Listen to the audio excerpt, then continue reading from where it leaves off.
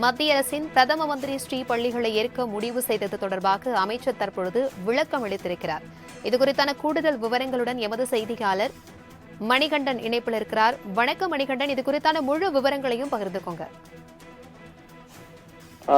வணக்கம். குறிப்பாக நேற்றைய தினத்திலிருந்து இந்த 2024-25 ஆண்டு, அதாவது நடப்பு கல்வி ஆண்டுல Pradhan Mantri schools for rising India என்ற திட்டத்தின் கீழே இந்தியா முழுவதும் செயல்படுத்தப்படக்கூடிய இந்த உயர் தொழில்நுட்ப மேம்படுத்துவதோடு தொடங்கப்படும் பள்ளிகளை தமிழ்நாட்டில் தொடங்குவதற்கான புரிந்துணர்வு ஒப்பந்தத்தை கையெழுத்திட தமிழ்நாடு பள்ளிக்கல்வித்துறை தயாராக இருப்பதாக மத்திய கல்வித்துறைக்கு அனுப்பிய அந்த கடிதம் என்பதை வெளியிட்டு மத்திய பள்ளிக்கல்வித்துறை தமிழ்நாடு பள்ளிக்கல்வித்துறை நன்றி தெரிவிக்கும் விதத்துல அவர்களது அதிகாரப்பூர்வ எக்ஸலமான மினிஸ்ட்ரி ஆஃப் ஸ்கூல் எஜுகேஷன் என்னும் பக்கத்துல வெளியிட்டிருந்தது.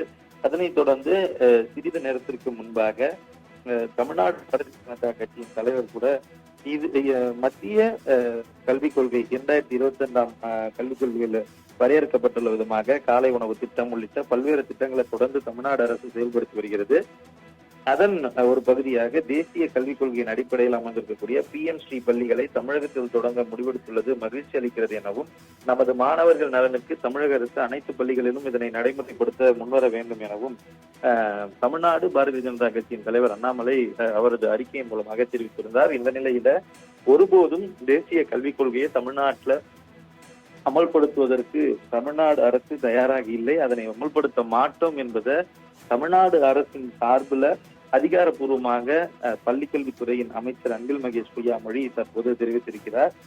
காலையிலிருந்து இது குறித்த செய்தி, அதாவது PM ஸ்ரீ எனப்படக்கூடிய அந்த பள்ளிகள் தமிழ்நாட்டுக்கு கட்டுவதற்கு முன் வந்து அந்த புரிந்துணர்வு ஒப்பந்தத்திற்கு கையெழுத்திடுவதற்கு அவர்களிடம் அனுமதி பெற்றிருப்பதாக வந்திருக்கக்கூடிய செய்திகள் குறித்து தெரிவிக்கையில, ஒருபோதும் தேசிய கல்விக் கொள்கையை தமிழ்நாட்டில் அமல்படுத்துவது குறித்து தமிழ்நாடு அரசு சம்மதிக்காது, அது நடக்காது என்பதை தமிழ்நாடு அரசின் பள்ளிக்கல்வித்துறையின் சார்பாக தமிழ்நாடு அரசு அமைச்சர் அன்பில் மகேஷ் பொய்யாமொழி தெரிவித்திருக்கிறார். தகவல்களுக்கு நன்றி மணிகண்டன்.